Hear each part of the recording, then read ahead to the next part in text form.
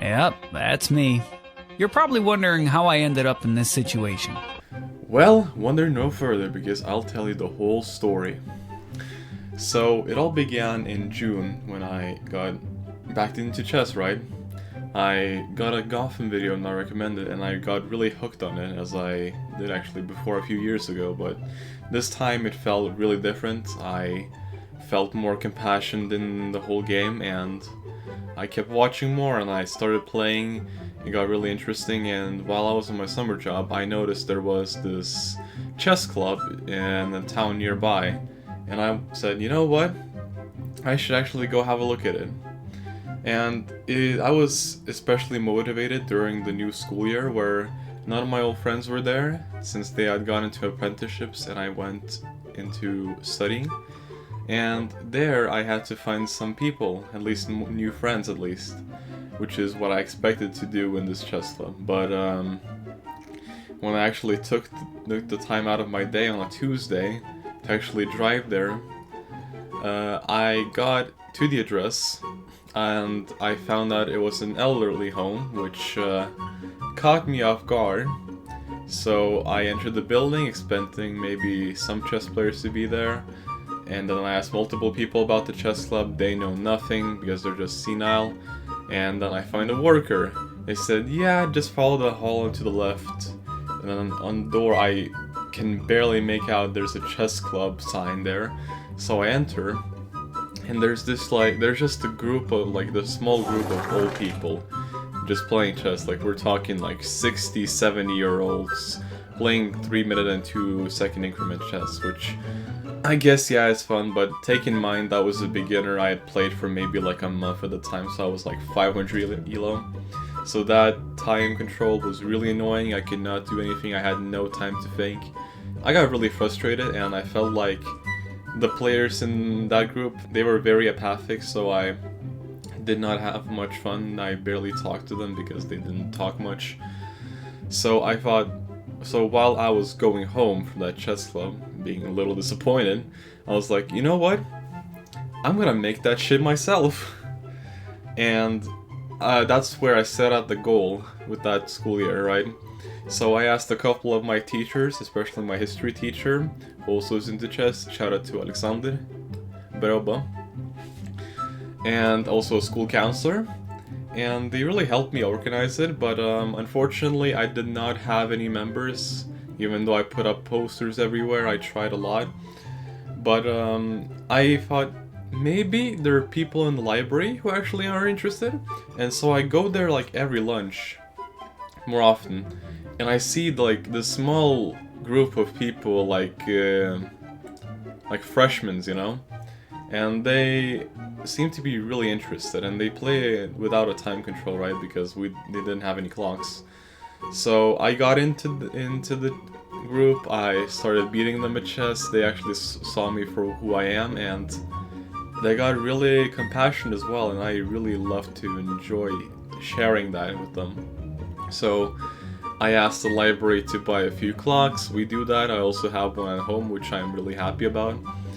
And then we kind of just flock at every time at lunch just to play 5-5 chess, and I got really excited. And then after a few months of doing that, I was like, you know what? I feel like we could make this bigger, right? So I asked them I asked the counselors and my teachers what they thought of a chess tournament, and they really enjoyed the idea. So I started making it. So while I was sick during Christmas break, I started making posters. I had nothing to do anyway, so I felt like I could fill that time in. I talked with the other members of my chess club. They were really on board. So we slowly started organizing. I put out a forums link at the school group, and we just slowly got people in. Of course, I tried to put the new posters everywhere with QR codes, with the dates and everything, and I got a lot of help, and I really do appreciate it, even though I did host, and I'm really glad that I managed it anyway. So in that time frame, in the few days before the tournament started, we got 16 people, which is what I expected. I was a little pessimistic that we might have only 8, but no, my members really did help me with that, and we got the amount that we needed. And so this is how the tournament went, and I hope you guys do enjoy the analysis and the final video, which you will see coming along. I'll probably have some like time frames and a few disclaimers afterwards, so look forward to it, and I hope you enjoy the rest of this video.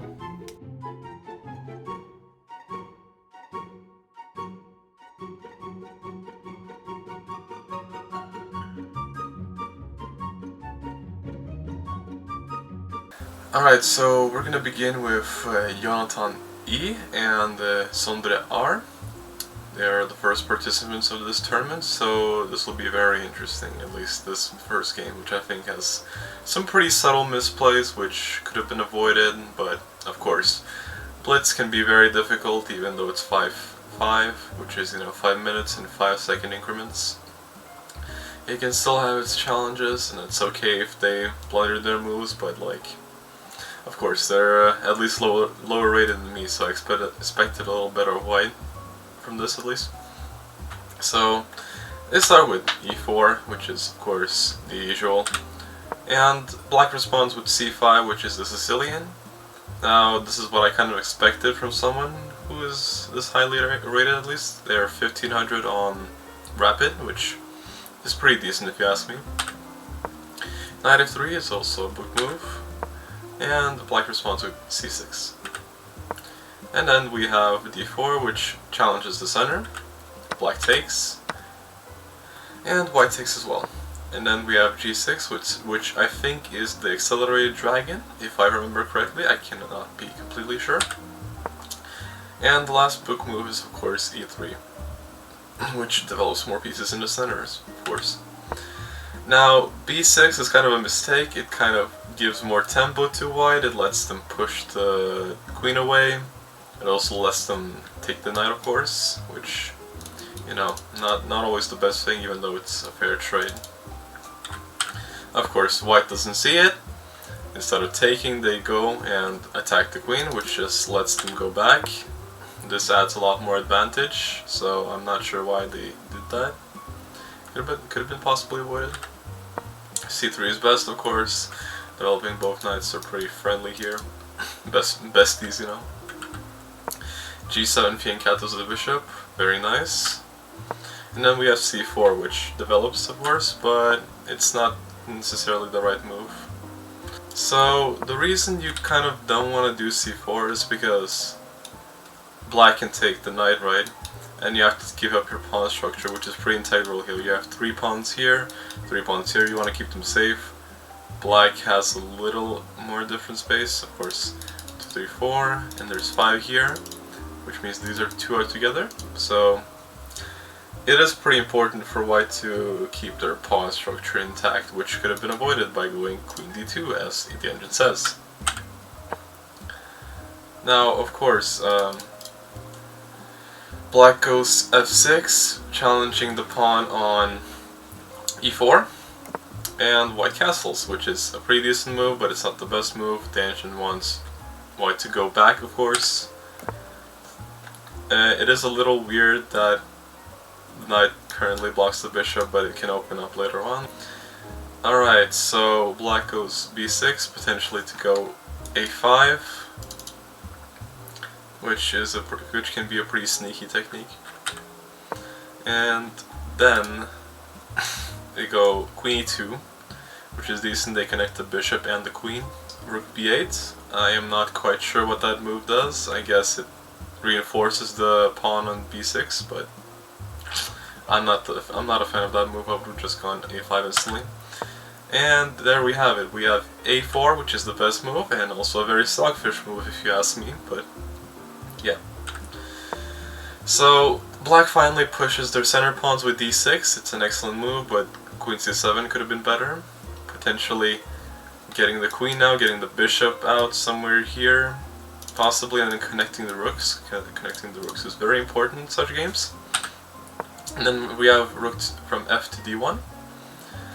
And of course a to d1 was best, but we're not always sure as amateur players which rook is supposed to be moved, so we apologize to chess gods, but and then helping. Now of course black goes e5 to challenge the the bishop on c4. Pretty important. Now of course white goes d5. Centering, maybe trading off the bad bishop because there are more pawns on light squares. As you see, 5 on light squares and 2 on black squares, or dark squares. Of course, black takes. It's an equal trade.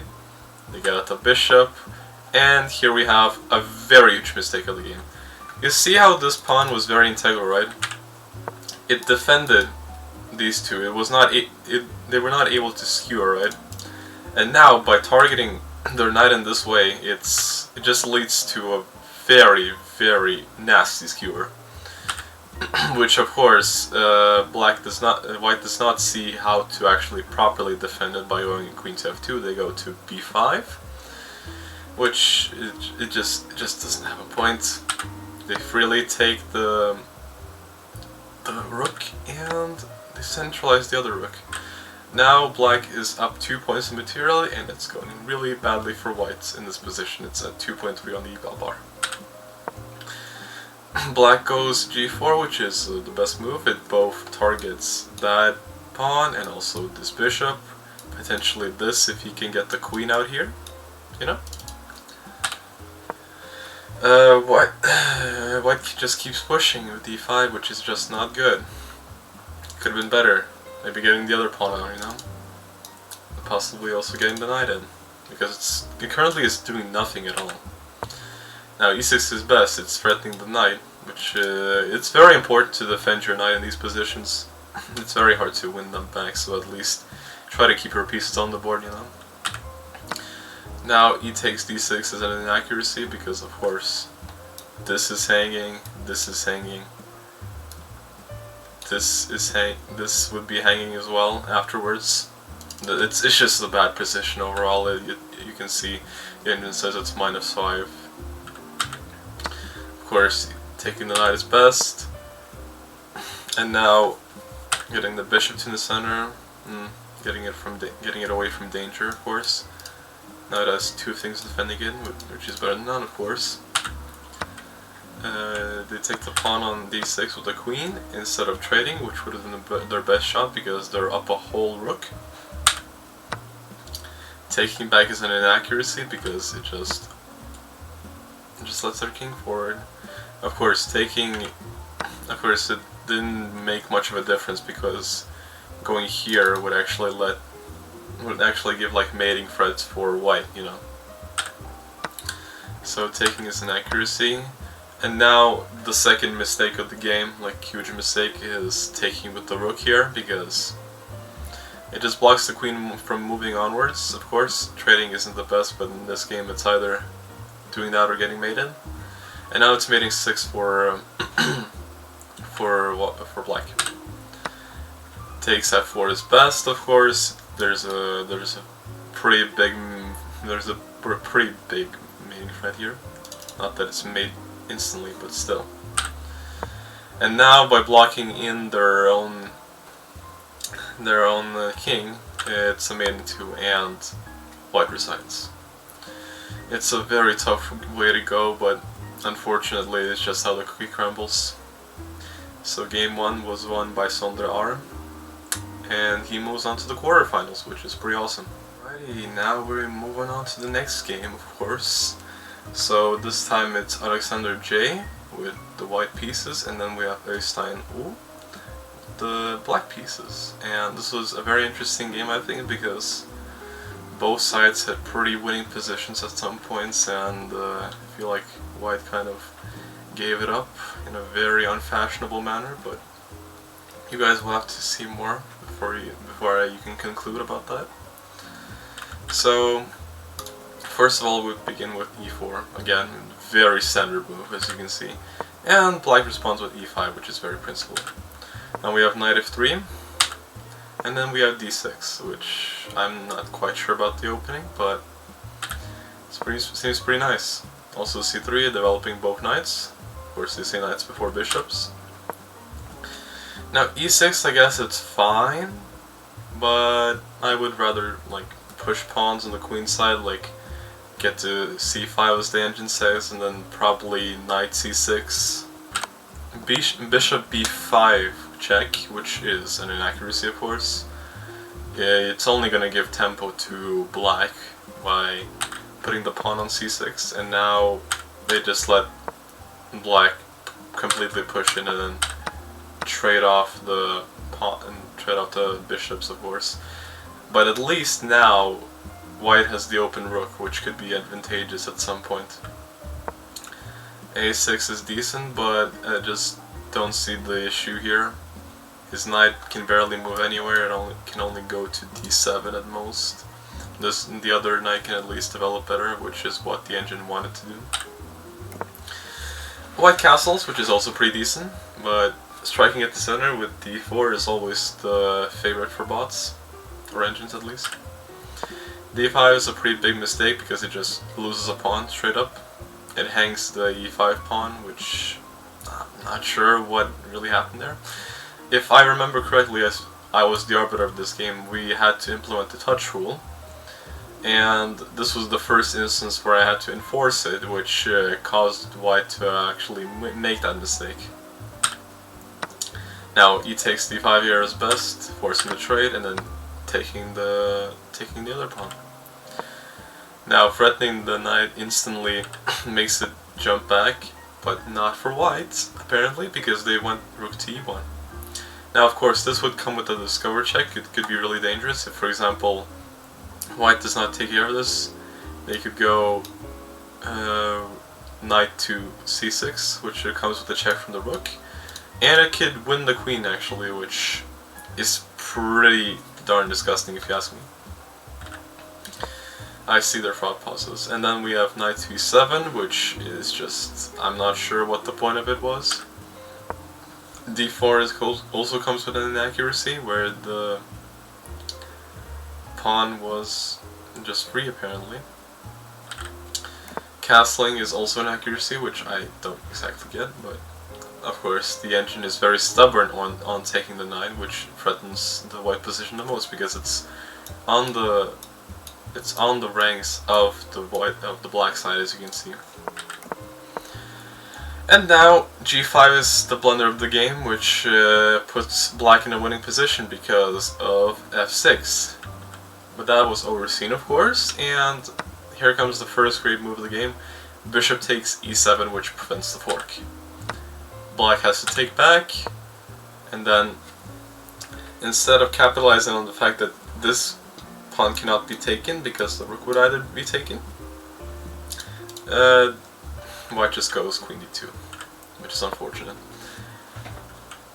And now, being from a decently winning position to a more winning position, black just goes d7, which I'm not quite sure about. But also taking is the inaccuracy because of the free pawn on the center, and also here of course. And now by blocking the rook, it's also an inaccuracy. There are a lot of inaccuracies in this game. I don't know why, but the engine just does not like it. And now comes the great move. Rook takes a5. Black should not take, but they do. And this is already +2 on the eval, and white is up 2 pawns. Clean 2 pawns. Now black threatens the queen. They come back. It's a very, very, very passive move, queen e7, I'm not a fan of it. Knight c3 forks both of the pawns. Now bishop to a5 pins the knight of course. And white just goes h3, preparing to possibly move the king later on and the pawns, and it's pretty equal there.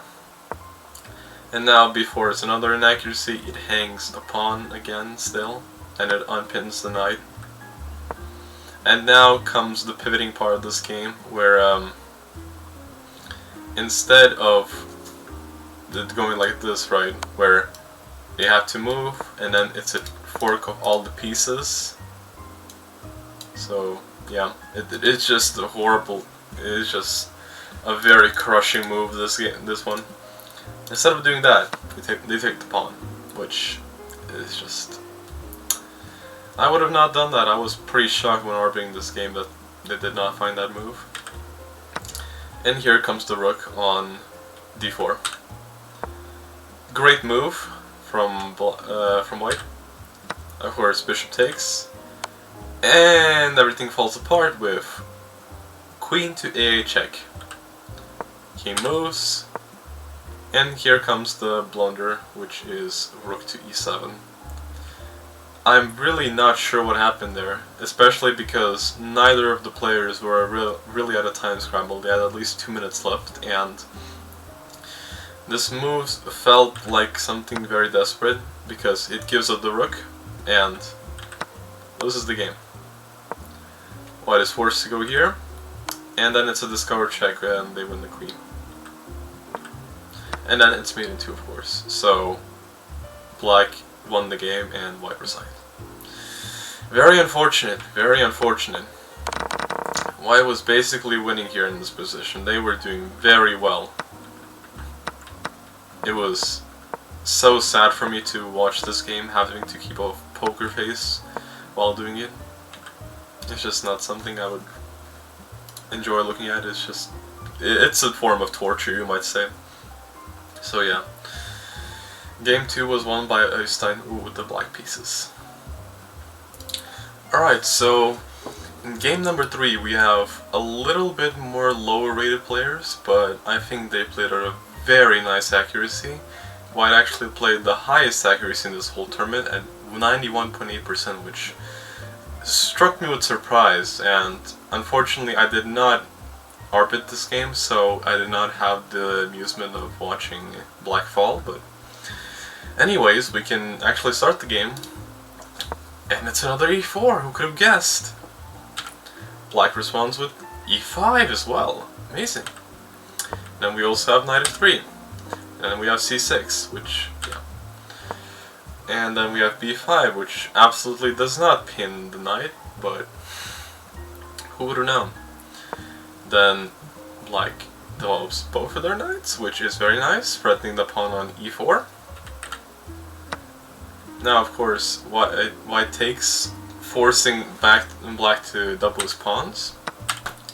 And now white castles. Black pins instead of taking the free pawn. Or you could say it's a free pawn, not sure if you are the free pawn gang or not. But they pin the knight to the queen.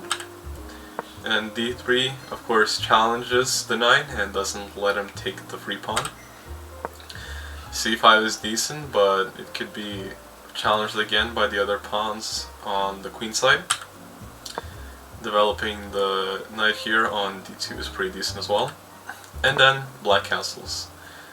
But of course, the engine wants to reroute the knight and put it at a nicer place as well, of course. Now moving the queen out of the pen is also very nice. And the knights also support each other, which is very good. It lets them replace each other once they're taken. And now queen to d7 is a mistake, just because of this. It's a free pawn, and it also forks the bishop and the queen. It's a fascinating move.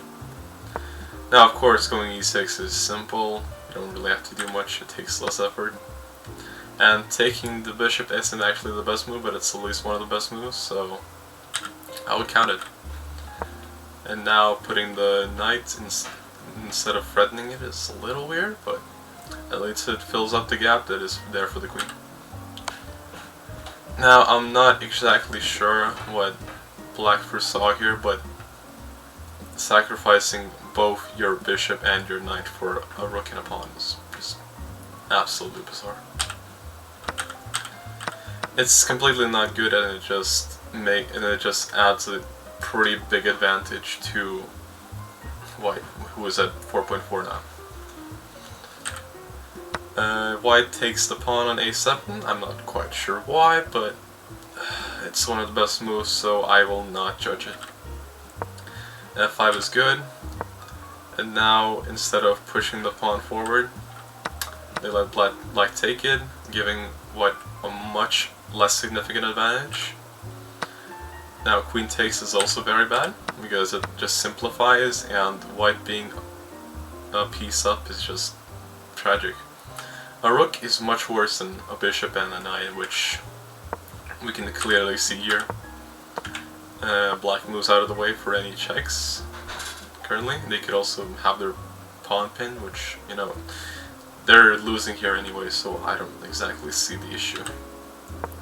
H3 is decent, and now I'm not a fan of this move because it can easily be countered. But yeah, B6 is the best move, of course. And putting the bishop back in its own nice little place is also good. Now, of course, black goes in the 7th rank, as most of us do, or at least the 2nd rank, and challenges all the pawns, especially the one stuck on C2, which is behind the bishop, of course. Now, white, of course, both threatens the rook and counter defends the pawn on C2, which is the best move. And now putting the rook back in its place is one of the best moves. And yes, this is also fork, so white won the free pawn again. And they just repeat moves, honestly. Now white wants to simplify. Black is very, very nice with it. And white just starts shuffling. Starts marching forward, right? And slowly but surely, there's a pin. You just cannot make this up. They pinned the rook to the king, and it's a lost cause. Of course, white first of all takes the free pawn, and then black resigns. It's a simple but efficient game. It's so fascinating how these small mistakes just build up to a very huge advantage, you know. Alrighty then, let's move on to game number 4, where white, there you go, H is playing against Bernardo's P. So I think this was a very interesting game, as black had one single chance to actually snatch the win, and they seem to have not done it. So I'll be curious as to how they didn't do it, as I wasn't the one arbitering the game. So, yep, let's jump in. E4 again. E5 again. Knight F3. Knight C6. C3. And we have the 4-knight scheme, F6. So then we have C4 as well. It's pretty interesting that at this rating, at 600 to 500, right, these players are playing 4 book moves each. I'm impressed. Knight takes C4. Classic move. Knight takes C4 as well. And then D5, which is the last book move as well. Forking both the knight and the bishop. Luckily, the bishop can move away, but white does not do that. Instead, giving up their bishop and being down, or at least not being down necessarily, but it's just the worst position for them, honestly. Of course, now they're fine. Castles, and it's minus 0.7. It's not that big of a deal at this rating. Bishop to d6, developing the bishop and also overprotecting the pawn. Not the worst thing in the world. d4 is best, of course. Engines really love pushing the central pawns, and I can clearly see why. Castling is not as good here. Pinning the knight to the queen is it's much better. And white loses their advantage again, but it doesn't matter because I don't really think 500 Elo would see this, so they would probably retreat the knight. But no, they go forward. So knight to b4 is played, and I'm not sure if I would have the knight lose tempo here, because they could have played a3 here as the engine suggests. But they played g5, which attacks the queen, yeah, but it can be easily blocked. And so black does block it with f6. Retreating the bishop is best, of course, to e3, where it's targeted by nothing. And now black initiates the tempo by actually pinning the knight to the queen. Good job. h3 is really good. Of course, it still wants the knight to be kicked, but as most of us see, there's a bigger danger with the bishop, you know. f5 is not as accurate. I probably would have just taken here, because if white takes here, this is a fork. It's a really nice tactical thing to sometimes evaluate, but like, I don't always expect players to see this, especially myself at times. And now A3 is a mistake because that pawn is clearly hanging, and it's a fork. So you have to always be careful for that. And black finds it, which is very nice. They're at minus 1.5 right now, so slowly building up the advantage. And taking the bishop is of course best because they have to isolate their pawn if they don't move it up. C5 is decent, which pins the pawn to the king. Defending it as well is pretty nice. But now E4 is a mistake. And the reason E4 is a mistake is because of D4, which could have led more initiative for white, but they did not find it. They kept targeting the bishop, which I'm not completely sure about. They kind of overextended the E-pawn, which I'm not a fan of, honestly. So they defend the bishop, right, with the queen. White takes, black takes. It's basically a draw now, but of course not in this elo. B4 is good, initiating tempo. Now the reason the engine suggests E4 is because, yes, of course, black can take the knight, but then it opens up the file for the rook, which can take the bishop, and then maybe afterwards the pawn, and also because the queen cannot take the bishop. Correct. D6 is played, which is also the best move. And then white goes for the sudden fork of the pawn and bishop, or the pawns and the bishop on b5, which I wouldn't say is the best move. I feel like trading here would have been best. Here we see check threat, not really a checkmate threat because it can be just moved, you know. Which is why it's an inaccuracy. And it also really lets white easily trade off the bishop, which is the best move in this position. And now the pawns are pretty far apart together. C takes this d6 was of course the best move still, but yeah. So now white goes for the initiative and wants queens to be traded even though they're down a pawn. Black does not accept that trade and moves the pawn instead, which is also a mistake because now it lets white have a passed pawn afterwards. As in, takes here, has to take back, right? And then there's the passed pawn, which can be protected by the rook afterwards. And of course, it's not completely done yet. The white wants to go in the 7th rank as a principled person that he is. F2 d8 is of course an accuracy because white can easily retreat. White can easily just protect the pawn. EAC rook to a c8 is best. And of course white does the right thing, taking the pawn, not trading. And taking out the pawn. Pawns are getting traded a lot. B8 is an inaccuracy because it just lets more pawns forward instead of marching your own pawns, which should be your priority at this stage of the game. And so black just keeps pushing instead of moving the rook and trading it off and possibly getting a queen. Of course, white does not see this. Black does not see a way to go, so it's just white is completely winning here. Of course, white trades off, and now does a very big mistake because simply e4 check was best. This would have been best because it would have just allowed the promotion, right? That would be made in 6, but of course that was not found. That was not found at all. E2 is a miss, and it's just basically a win for white. There's just no competition. The rook cannot come in and save. White clearly just has more pawns and can promote very soon. Now, of course, the engine says made in 18, but that's not going to be found. And black resigns here, of course, after losing their second to last pawn, which, yeah, I would have done too. But of course, in this elo I would just keep playing because stalemate is always inevitable. But yeah, good job to white, and they're moving on to the quarterfinals.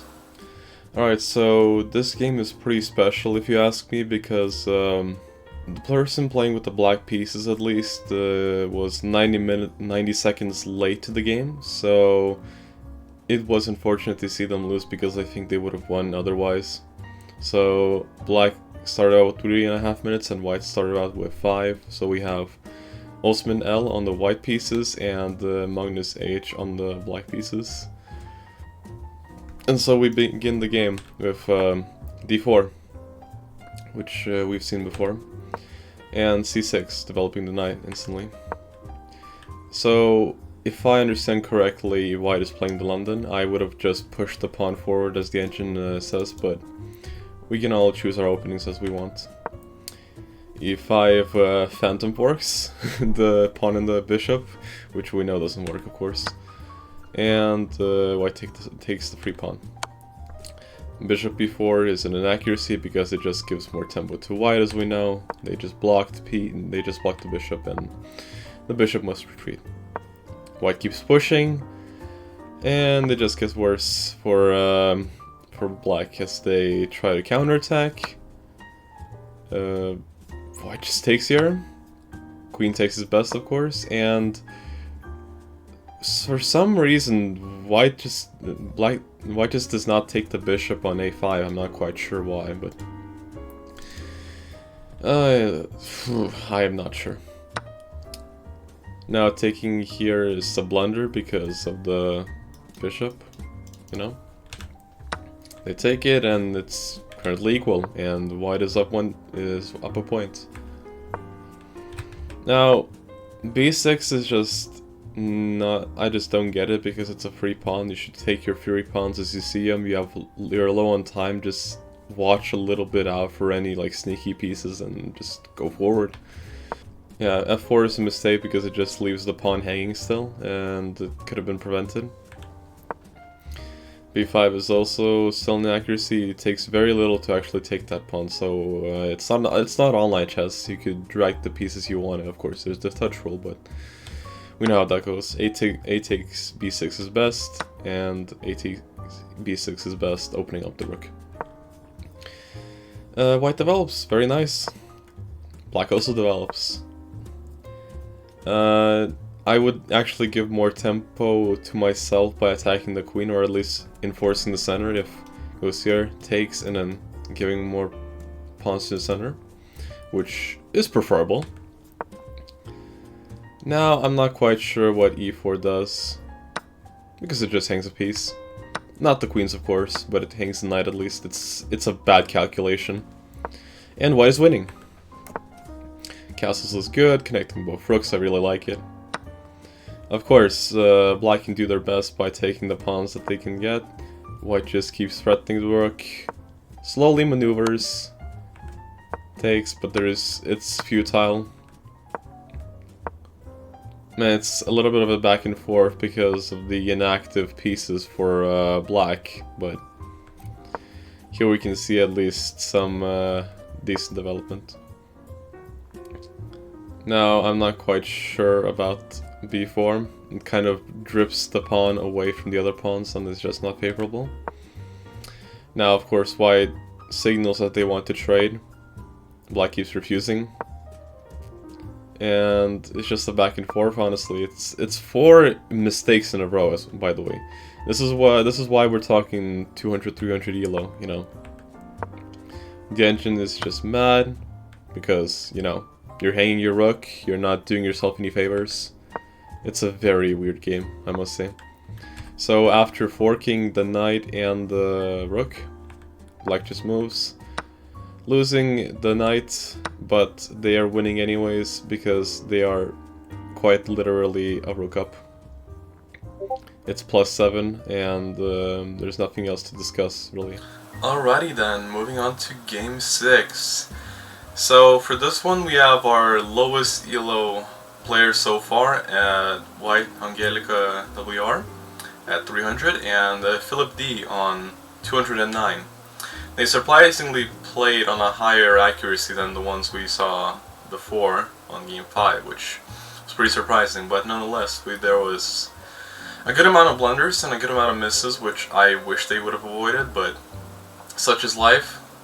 We blunder and we don't always learn from it, which, I'm not gonna lie to you, happens a little too often, but such is life. So we start with e4, very nice, e5 as well, d3, not a very usual move, and knight c6, knight h3 of course, both sides developing their knights, and then getting the bishop out as if they're playing the Vienna with black pieces, which I can't say that's the worst thing ever. So then we have knight to g7, and then we have basically a drawable position because of knight to a4, which is basically wants to push the bishop away. Of course, black does not move it away, and I would have preferred that they actually took the bishop because they could have at least doubled their pawns. Of course, that would also initiate the open file for rook b8, but still, that's something I would have done in that position. d5 is also a very nice move from black. I love to see it. Of course, white takes here on d5 instead of taking the bishop on c5, and black takes back with the knight instead of the queen. Now, of course, they want to kick the knight out, so they go c4, and ay, black, your knight was hanging, buddy. And why doesn't see it? They don't see it. It's crazy. Again, it's a horrible move, and both sides just keep missing. It's absolute pandemonium, as I quote from Gotham Chess, of course. So rook to c1 is just inexplainable to me. There's a hanging bishop, basically. It doubles the pawns, it just ruins everything, and I'm not sure what to say. The king is still in the center as well, which I also don't like. Could have at least got the bishop out, which would protect, or phantom protect the knight, you know? Black castles instead of taking the knight and completely opening up the king side. Of course, they still don't see it. I'm starting to get annoyed. E takes d4 is also an inaccuracy, and then, yeah, it's just, why would you do that? Now you're letting the bishop into the game. And finally, black responds with the right move. Bishop takes d4. b3 unnecessarily protects the other pawn, I guess. And then we have white going d3, which is at least nice. They can cancel now. And h6 also removes the bishop. So casting is, I guess, decent. But they would have wanted to take, because then at least the queen would have been able to invade that spot and possibly get a checkmate. Because of this bishop, right? This bishop is very integral. Takes g5 is best, and then rook from f to e1 is best, of course, getting on the open file. Very nice, very nice. That pawn is still hanging on g5, I do not like that. e4 pins the knight to the queen and the rook, it's a skewer. Love to see it. Of course, black is winning, so there are basically no wrong moves here. And d3 is an inaccuracy because that bishop was hanging. Takes his best, and because now the engine wants black to move out of the pin, because the knight is protected by the other knight, they're protecting each other, and it's very nice. So then rook from c to d1 is played. Pretty decent maneuvering from white now. Retreating back instead of just taking. Would have at least won a point. Now trading off is decent. Of course it's forced for white. And black just starts maneuvering, getting their pieces into the game. Of course now that was a mistake because they'd be losing material. White finds it. white does not take the queen, and then white just keeps moving their pawns up. But now it's just completely lost for white again because the pieces are just too close to the king. They can give a check. Rook takes c7 is also not that good. Yep. Keep doing checks. h1 is best, of course. Taking back, forking on the king and the rook. And then we just have a 2-knight advantage, which is just very nice for white. For black tenants. Okay, so just keep trading, as we always see, it's very nice. And unfortunately for all of us, black loses here. So in this game they had already done an illegal move. I cannot completely recall which one it was on the first game. But in this position, they put their knight here. Which, I mean, yeah, could have put it here, at least it would have been protected, but no. Could have moved your queen as well. Traded off, would have been still completely winning, right? Yeah, you see, 6-point advantage. Just trade off. It's not that hard. But yeah, I bet these guys are gonna get way better, and I'm really excited to see more from them in the future. So yes, this was game number 6. Moving on to the next game, and this is one of the rare times in this tournament where we have an actual checkmate on the board instead of a resignation, losing over time, or losing by doing 2 illegal moves, which was the rule in this tournament that I had. So here we have Liam D with the white pieces at 600 elo, and Abdul Rahman with 887 elo and black pieces. And I must say, black really showed their elo, right, and showed them who's boss, even though there were some blunders, but I really think black did pretty well. So we started e4, e5, just as usual, guys. Knight f3, c6, and d4. e6 is of course the last move, and d5 kicks out the knight, puts it back in its place, and prevents the dark squared bishop from developing for now. Not quite sure what white is planning here with g5. There's no fried liver here, buddy. Knight f6 is best, of course. Both knights are developed. White also develops their knight, which is pretty nice, but the knight is now being kicked out. White puts it back in its place like a good player, and then black pins the knight. So white retaliates by h3, kicking out the bishop, and this is not the place where you should be taking the knight. As wow, okay, g takes f3 is horrible, just horrible. Taking with the queen, preserving your pawn structure is important, but unless white is completely willing to give it up for long castles and rook to g1, I would not do this ever. c6 is just not good. You should get your knights out. Your bishop is still blocked in. You should do something about it. f4 is of course best, ruining the central pawn structure. Of course, black does not react to it, and white takes with the knight, which is not the most accurate. Both sides are taking inaccuracies, and b5 would have been best here, as it blunders bishop e5 check, but there are worse things in this world, right? So takes f4 is a miss, but at least now the repull. So a5 is played, retreating the bishop, targeting both of these lines here so that the queen cannot stay in the center. But of course there's also a caveat. Takes d5, which also pins the bishop to the queen. c4 is also a blunder, because it blunders the rook. Complete blunder, and also the bishop is pinned. So now going e4 is best, and now getting the rest of your pieces into this checkmate attack would be very nice. Now of course white just keeps maneuvering their king out of the checks.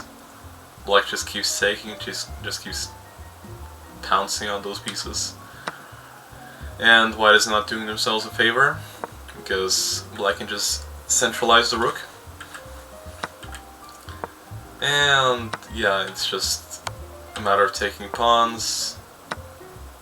And the weirdest thing in this game is that there was a mate in 2 for white.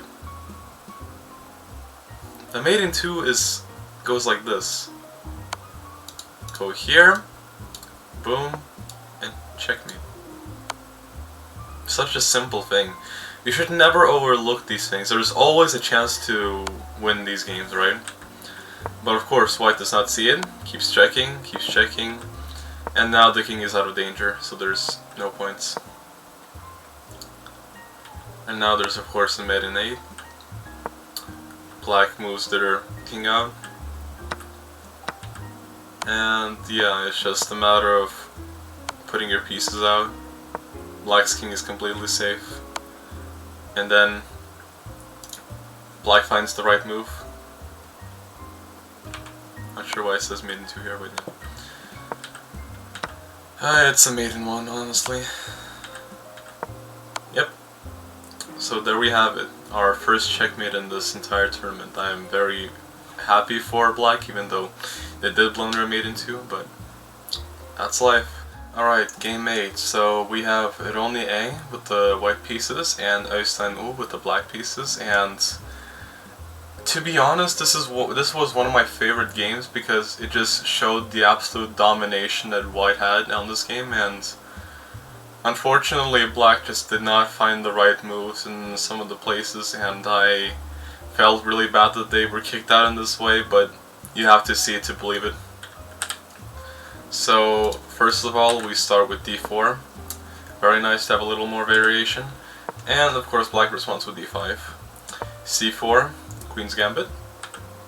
And it's a declined one, going e6. And then knight f3 is also a part of that. And developing the knight also on f6. g5 is still a book move, pinning the knight to the queen. And h6 kicks out the bishop. h4 of course comes out, and g5 is the first non-book move, which kicks out the bishop entirely, but it also really ruins the king side safety, which is why I wouldn't recommend castling for black. g3 is of course the best retreating move. Centralizing your knight on e4 is also very nice. Put their bishop in the center targeting the rook, which is a complete mistake. White is already losing here, but they get out, it's fine. And now, I'm not sure what the point of that was, they just take away their center. Of course now white opens up the rook, which isn't the best thing, but at least now white has the advantage again. Taking on c4 is not the best thing ever. Probably rewriting the knight and putting it out of danger from g4 is better. And now queen d6 is a mistake simply because it gives more tempo to white. It gives more initiative, you know. Now the queen is pinning the knight to the king. And black finishes developing and lets themselves castle, probably long. And here we have the first huge mistake in this game, which just lets black castle. That would have been the best thing, but moving it also is pretty nice. Second mistake of the game, bringing the knight, because it just lets white check and win the queen. Yep, such a simple win. And now the only thing white has to do is convert, which they did with almost no effort, honestly. So black just keeps going on their attack. It's a maiden. It was a maiden 5 at least before that pin. And black does the best they can, but it's just not enough. And the worst part about this game, right, is that black loses with illegal moves, as they try to move their rook to e8, which is just not possible because it does not get out of the check. And white would still be winning the rook anyway, so it's just a lost cause. And black was low on time. I can see how they did an illegal move here, and yeah, it's just... Moving on to game number 9, we have Angelica with the white pieces again, and Glöd with the black pieces. It's a little bit of an unfair match here, considering that the players are at a 200 yellow difference, and especially at this low level it matters a little bit more than we think. But I think white held out pretty well considering the yellow they are, so I will give them a pat on the back for that. E4 is chosen, E5, pretty simple stuff, D3. I do not prefer that move. I would instantly get my queenside knight out, but that's just a personal choice. Bishop b4 check is played. Not sure why that's happening. It's probably for the trolls, because from experience I know black does not play this move. And here we have a very interesting butterfly effect, as you will probably see in this game. White takes with their king, delivering the bomb cloud, as we can see. Alright, so g5 check is done. King moves back to their place as they belong. Developing the knight is also good. And now offering a queen trade, but it is advantageous for white, as if they take, they develop the knight, which is always advantageous. Do not trade under the terms of your opponent. Black does a smart move, and white develops and is ready for long castle. Now d6 is fine. It opens up the only remaining bishop for black, and for some reason instead of castling, white goes knight f3. Castling is decent, but I feel like a lot of the pieces on the queen side for black are very dormant. There's 5, 8, 11, 12, 13, 14 points of material not being used here. We do not want to see that. b3 is fine, but I just do not see the intentions here. There's not much to do. The white's only bishop is just staring at the pawn. There's not much happening. I would probably move the pawn up. And b6 is played instead of c6, knight c6, which, you know, fair. Attacking the queen on h4 is fine, but of course black prevents it very easily. And now, instead of defending their knight, white loses it, and black plays one of the great moves in this game, or at least their only moves. g3 is fine, kicking out the queen. White still insists on kicking out the queen. Queen moves back. I suspect that white is trying to fork the rook and queen here, trying to at least win back some points. Black of course prevents that as a principal chess player. We have some pawn breaks in the center. Queen takes, developing a little further. And now c5 is in inaccuracy because it just doesn't attack the queen. It doesn't win much tempo. It keeps the pieces on the back rank very dormant. I'm not a fan of that. Now taking on d6 is best. You at least win some points back, but white does not spot that. a6 punishes white for moving there, pinning the knight to the queen in a very interesting fashion. Instead of castling, white centralizes their queenside rook. Black takes, and then it's just a trade. And then black is another pawn up, threatening more. Black moves back from the pawn attack, and instead of taking the free pawn on the center, white insists on pushing the pawns more. I can't say it's the worst thing ever. And white gets kicked out. They move back. And the king gives up castling rights. Black does a good job of converting, keeps pushing. Very good. I wish I could see more moves. But yeah. It's a completely winning endgame for black. More trades, kicking out the bishop even harder. Infiltrating white's fourth rank. Now, pinning the knight to the rook is also a very nice find, but unfortunately it's also a fork. Great move from black. And white does not spot the free rook. So it's a bishop against a rook and a knight, and white is also down a pawn. It's completely over for them. Keeps going. It keeps on moving. We can see it. The white king tries to do something about it. Gets kicked out. And then black promotes. There's a little bit of shuffling. Tries to get a checkmate in. Keeps giving checks, and as far as I can remember, white resigns. It was an alright game overall, but white really needs to do some work. They can definitely play a little bit more games, maybe play more blitz, get used to a little bit of stress and time management as is required for these types of games. But yeah.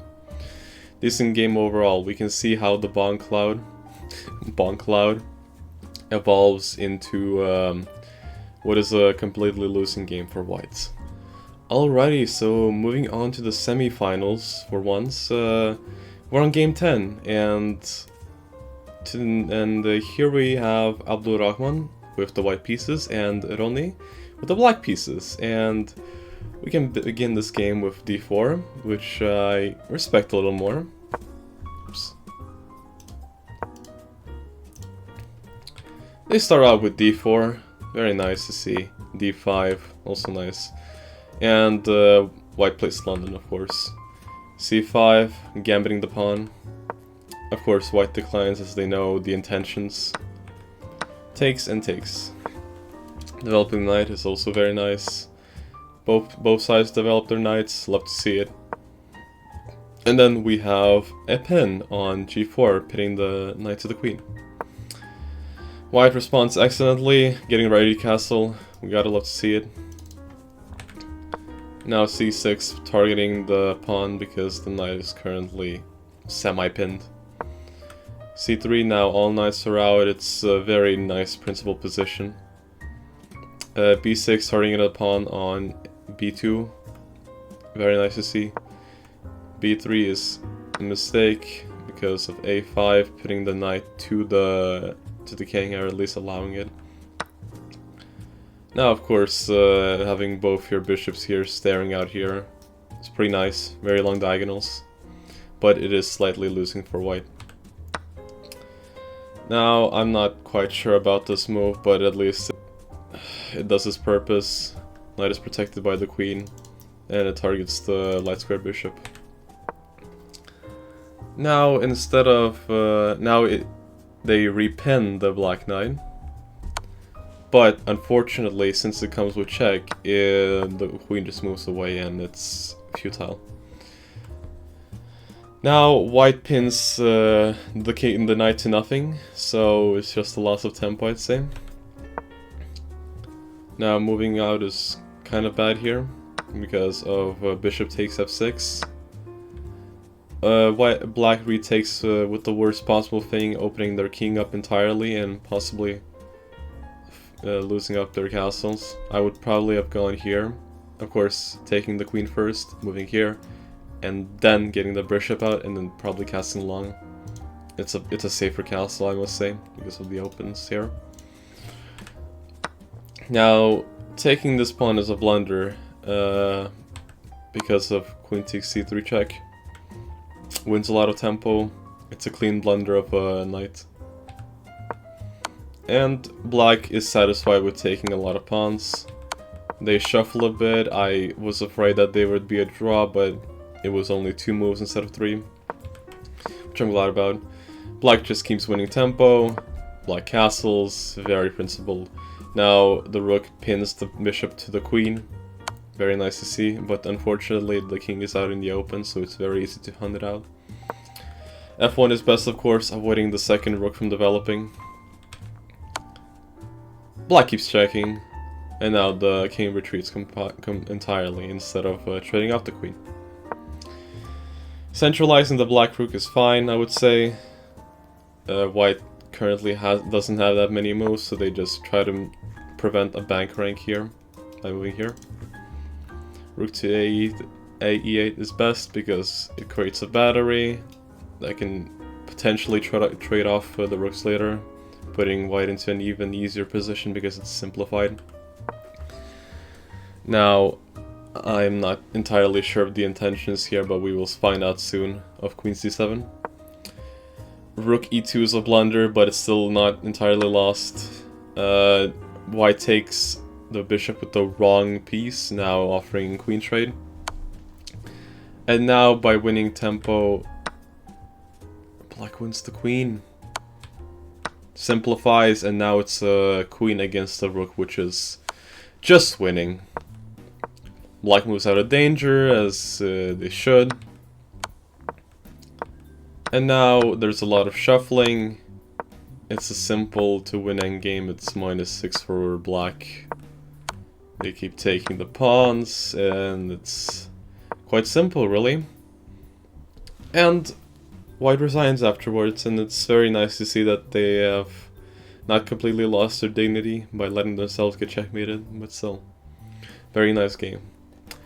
So now Ronnie A goes to the finals, and I'm very excited to see them there. Alrighty then, moving on to the last game before the finals. Alrighty, so we have Vegard H with the white pieces, and then we have Glør O with the black pieces. And one lesson we could take from this is to never simplify in a losing position. So that's one thing we can learn from this, and hopefully a lot of people can see the reasons. So e4, e5, pretty usual, knight c3, and bishop b4, which black does play often, as I've seen, and white is basically doing the Vienna here. Black of course takes, ruining the pawn structure, and this is a slight inaccuracy because d takes c3 is worse than b takes c3. Taking the pawns to the center is better than from, at least in most cases. Knight f6 is excellent, attacking this pawn on e4. And f3 defends that pawn, of course. Black castles and is an elite of the development, very good. Knight e2 is alright, I do like that even though the engine doesn't prefer it. And now, knight c6 accomplishes nothing, it blocks in then this knight, and a6 is a very disgusting move. I would rather play d6 as the engine says and probably get my bishop out, because these pieces are pretty dormant now, as you can see. Bishop to g5 gives up the advantage mostly. It's an unnecessary pin, I just don't see the reason for it. And d5 strikes at the center, excellent move as the engine says. E takes d5 is very nice. And now white takes with the bishop, losing a piece. Queen takes d5 is perfect. And now black is up 2 points. And in this position I would have long castled as the engine prefers, just because it instantly targets the knight and forces it to move. Now it's a passive move. It lets black kick out the bishop, which they don't do yet, but they try to at least wake their pieces up. Rook from 8 to c1 is decent. I would have not done that. I probably would have started getting my other rook out. And now c6, getting another piece into the game and connecting both rooks, very good. And now finally you have rook from f to d1, getting the knight into the center, making it move. And now now black defends it with e6, very good. c4 is very nice, as the engine says. But I do not prefer b6 in this case, because you could just keep pushing with the pawn, which is a decent move, according to Stockfish. And now a4 is of course best in this case. d4 is an inaccuracy, because it should be usually a blunder, but since you're already losing in this position, it just counts as an inaccuracy. But yeah, this hangs the knight. Straight up hangs the knight. f4 doesn't do much. Takes b2, threatening the rook. Rook moves. Very, very simple. Taking another pawn, I would not do that. I would probably just reroute the knight. d6 doesn't do much, it just attacks the rook. and now there's a fork of the rook and bishop. But white takes the rook, and black takes the rook. And of course the most principal move is retreating, but now the other rook wakes up as well. And now this doesn't do much because the pawn is protected by a knight anyways. It's futile. Yep, retreating is best, of course. White somehow tries to just get something into the game, but there's nothing. They let black simplify, and it's completely losing. It's basically 2 knights and a pawn up. Now it's of course only a 2-knight advantage, but as you can see, there are 1, 2, 3, 4, 5 here, but there are double pawns here, which is just horrible. Now, of course, the rook keeps getting threatened. White moves out of the way, and here, as far as I can remember, white resigns. It's futile, and they know it. So now, Glør is moving to the finals, and will play against Ronny A. I'm really excited to show you guys this this game, because I had the honor of arbitring it and congratulating the winner and doing everything, and I felt really happy about it. So hopefully you enjoyed the game and enjoyed the rest of the video. So have a good one. Så det är SJAKKLUBB till det.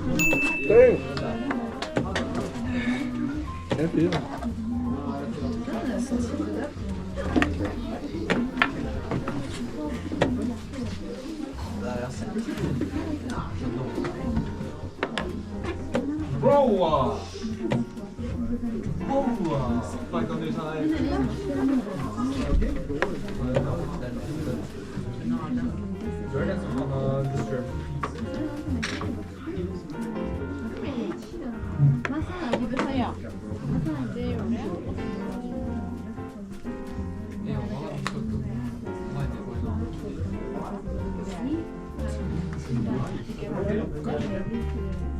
Vi kan være litt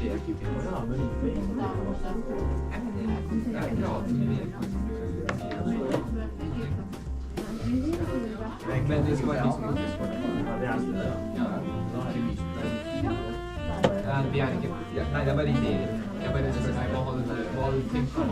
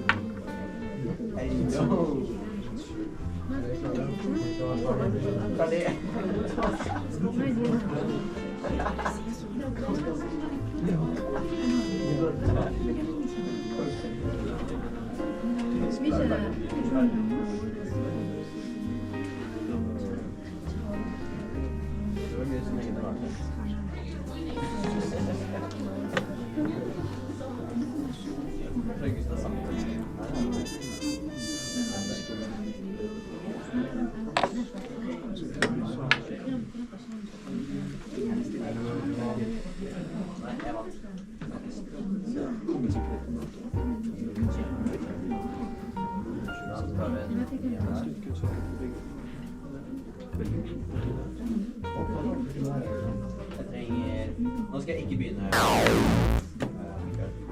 6 og 7. Sånn.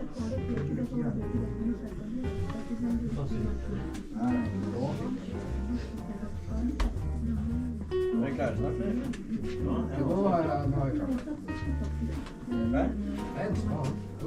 Dere må ta en ny en, da. Ikke har vi ta en ny en. Ja, ok. Ok, vi må ta dette. Alt dette.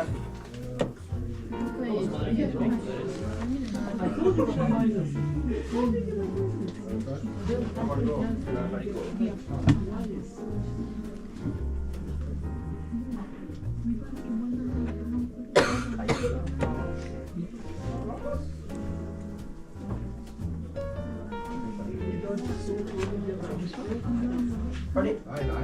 Ferdig? Jeg vant. Se. Faen, jeg vant. Ja, jeg begynte litt som dere. Jeg gjorde ikke det. Nei, jeg vant. Fuck, Mikael. Jeg vant. Jeg er nå klart, ja.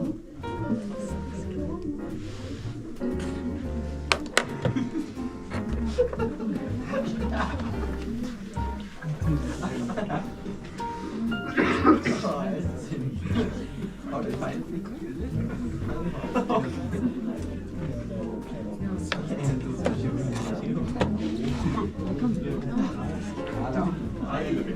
Nei. Det var nesten å ta deg. Der, ja. Du kan snu. Nei, det går ikke. Ja, det går, ja.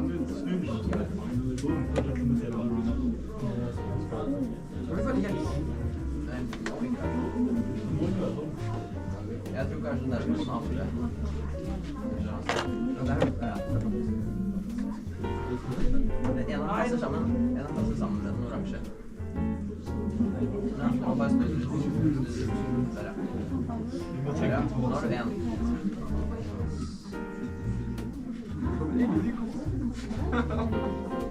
Ja, det er bra. Yay! Det er en igjen.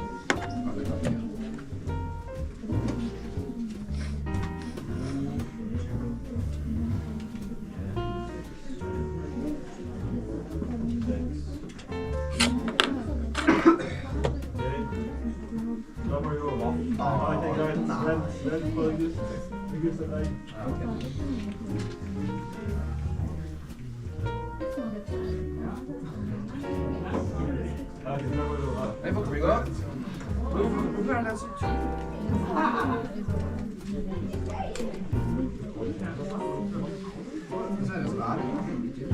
Hva er det?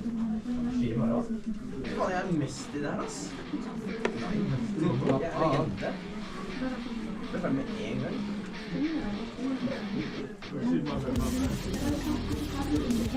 Nei, helt ikke. Det skal være samme vanskelig. Nei, det er fra andre. Ferdig. Nei, yes. What? De har jo 4 de også. Som har 4 da, da. Det koster. Ja, jeg vet kanskje sånn at det ja.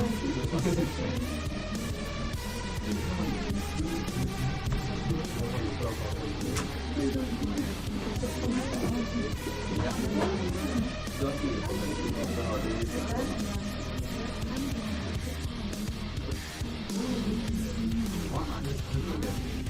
Det er ikke her, men. Hvor er filmen? Hva er det? Ja.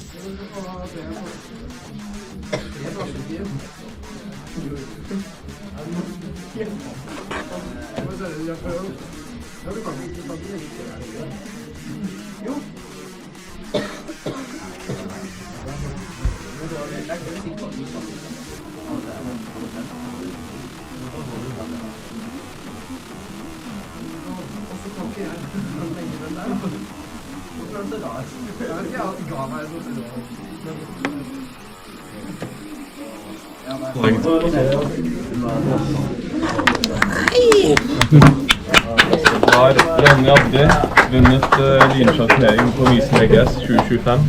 Gratulerer.